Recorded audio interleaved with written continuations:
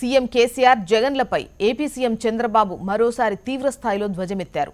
ముగ్గురు కలిసి దుర్మార్గాలు చేస్తున్నారని ఫైర్ అయ్యారు.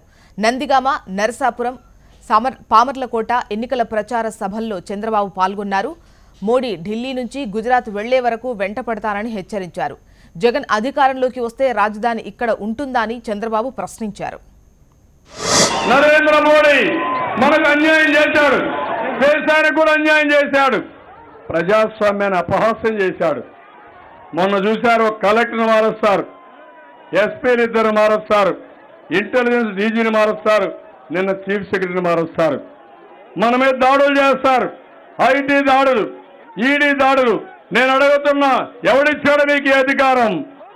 ఎన్నికల సమయంలో మా మీద దాడులు చేస్తే ప్రతి దాడి నేను చెప్తున్నా, మోడీని హెచ్చరిస్తున్నా, మోడీ మీరు ఢిల్లీ నుంచి గుజరాత్కి పంపించే వరకు ఈ తెలుగువాడు మిమ్మల్ని వెంటాడుతాడు, జాగ్రత్తగా ఉండమని హెచ్చరిస్తున్నా.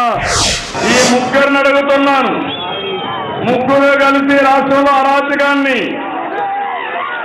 దుర్మార్గాన్ని ప్రవేశపెట్టారు.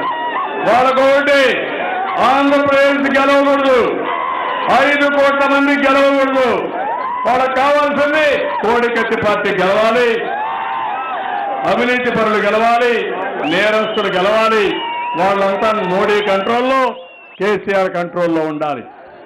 మీరు ఒక విషయం చూడండి, నేను మోడీ మాట వింటానా తమ్ముళ్ళు? మీ మాట వింటానా, మోడీ మాట వింటానా? కేసీఆర్కు నేను భయపడతానా? ఎక్కడి నుంచి వచ్చాడు కేసీఆర్? మీ మారిగా ఒక కార్యకర్త మారిగా ఉండేవాడు ఒకప్పుడు, అంతే కదా? అవునా కాదా? మన పార్టీలో ఉన్నాడు, అవునా కాదా? ఏదో పెద్ద నాయకుడు అయిపోయాడు, మహానాయకుడు ఆయన. మన వల్ల శాసిస్తా అంట రాష్ట్రాన్ని. ఎవరైనా నన్నన్నా పడతాను కానీ నా రాష్ట్రాన్ని ఆందోళన అంటే మాత్రం అది కడపటి రోజు. జాగ్రత్త జాగ్రత్త అని హెచ్చరిస్తున్నా. మొన్న అంటాడు ఏటీఎం, పోలవరం నాకు ఏటీఎం అని. నీ ఏటీఎంలు ఎత్తిపోయినాయి, పెద్ద నోట్ల రద్దు తొగ్లక్ చర్య తప్ప ఇంకోటి కాదు. మోడీ గారు, ఈ విషయం మీరు గుర్తుపెట్టుకోవాల్సిన అవసరం ఉంది. ఈ రోజు నేను చెప్తున్నా, పోలవరం పూర్తి చేస్తా. జూలైలో గ్రావిటీలో నీళ్లు వస్తాయి, డిసెంబర్కు పూర్తవుతుంది. ఇది ఏటీఎం కాదు, ATW, any time water, anywhere water, always water.